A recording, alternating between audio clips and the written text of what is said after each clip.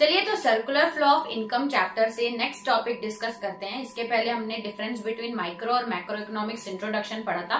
इस चैप्टर का जो मेन टॉपिक है वही है सर्कुलर फ्लो ऑफ इनकम। तो आज इस वीडियो में हम सर्कुलर फ्लो ऑफ इनकम को डिटेल से समझेंगे।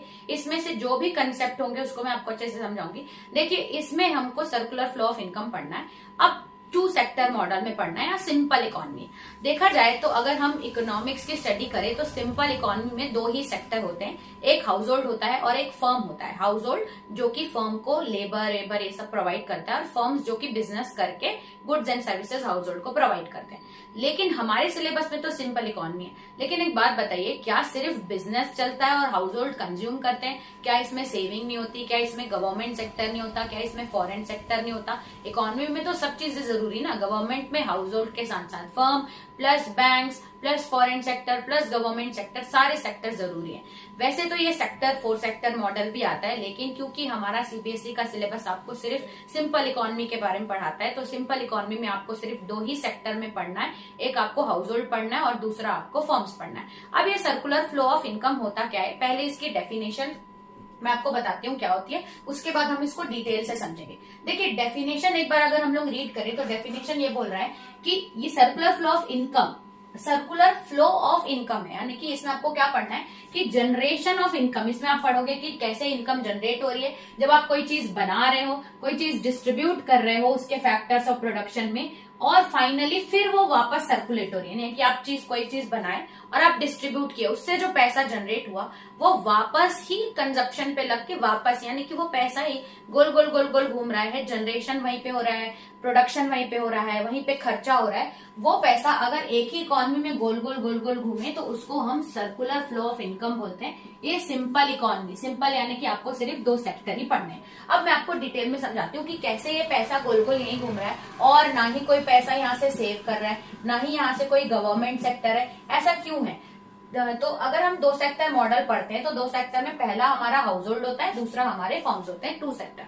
अब क्या होता है, फर्म्स को काम करना है, मतलब फर्म्स को प्रोडक्शन एक्टिविटी करनी है, तो इसके लिए फर्म्स को फैक्टर सर्विसेज लगेंगी।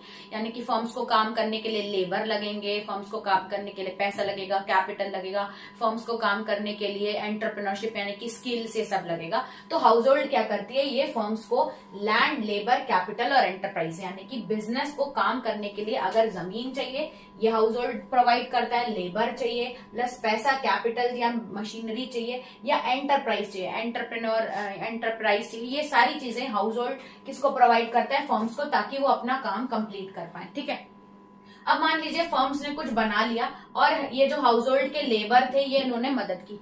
अब फर्म्स की जब ये मदद कर रहे हैं, इनको फैक्टर सर्विसेज दे रहे हैं, तो in return of factor services firm इनको पेमेंट करता है। जैसे लैंड के बदले वो रेंट पे करता है, लेबर के बदले वेजेस पे करता है, कैपिटल के बदले इंटरेस्ट पे करेगा, और एंटरप्राइज के बदले प्रॉफिट। यानी कि जो भी सर्विसेज हाउस होल्ड ने पहले फर्म्स को दी थी, फर्म्स ने उसको फैक्टर सर्विसेज दी थी, इन्होंने पेमेंट कर दी। लैंड के बदले रेंट, लेबर के बदले वेजेस, कैपिटल के बदले इंटरेस्ट और एंटरप्राइज के बदले प्रॉफिट। तो ये पहला सर्कल तो हमारा कंप्लीट हो गया, फैक्टर सर्विसेज दी और फैक्टर पेमेंट। दूसरा सर्कल आप देखोगे कि जैसे ही हाउस होल्ड को पैसा मिलता है, मान लो अगर आप कोई काम करके आते हो, आपने कोई जॉब करी, तो जो आपको सैलरी मिलती है, तो आपने इतना अर्न किया तो आपने अपने ऊपर तो खर्चा करोगे ना गुड्स एंड सर्विसेज पे। तो जैसे ही आप काम करके आए, आपने फर्म से डिमांड करी कि भैया मुझे गुड्स एंड सर्विसेज, तो आप खाओगे पियोगे तभी तो अपनी लाइफ सस्टेन करोगे। तो ये आपको फैक्टर पेमेंट देते हैं, प्लस आपको गुड्स एंड सर्विसेज भी फर्म्स प्रोवाइड करते हैं। जो आपको पैसा मिला था, ठीक है, और इन्होंने आपको गुड्स एंड सर्विसेज प्रोवाइड की, जो हाउस होल्ड को पैसा मिलता है वही वो फर्म्स को दे देते हैं। क्यों? क्योंकि वो उनसे गुड्स एंड सर्विसेज लेते हैं, तो वो लोग अपनी जिंदगी चलाने के लिए जो भी कंजप्शन करें उसका पैसा दे देते हैं। तो ये हो गया आपका कंजप्शन एक्सपेंडिचर। सो कंजप्शन एक्सपेंडिचर हम गुड्स एंड सर्विसेज पे देते हैं। फैक्टर पेमेंट ये हम आपको देते हैं, हमको जो भी फैक्टर पेमेंट मिली वो हम फैक्टर कंजप्शन एक्सपेंडिचर के फॉर्म में दे देते हैं। यानी कि अगर देखा जाए तो पहले हाउस होल्ड ने फर्म्स को फैक्टर सर्विसेज प्रोवाइड की, उसके बदले उसने पेमेंट प्रोवाइड करी। फर्म्स ने गुड्स एंड सर्विसेज प्रोवाइड किए और हाउस होल्ड ने उसके बदले उसको पैसा दिया। यानी कि ये जो एक्सचेंज है ये दो इकोनॉमी के बीच में हो रहा है। जो भी पैसा वो कमा रहे हैं वो फर्म्स को दे रहे हैं, फर्म्स उनको गुड्स एंड सर्विसेज प्रोवाइड कर रहे हैं, फिर जो पैसा वो काम कर रहे हैं फिर वापस, यानी कि वो उसको गुड्स दे रहा है, गुड्स बना के दे रहा है, वो उस पर खर्चा कर रहा है, वो उसको सैलरी दे रहा है, वो उस पर खर्चा कर रहा है। यानी कि कुल मिला के ये जो इनकम है ये इसी सर्कुलर ही फ्लो हो रही है, ना बाहर जा रही है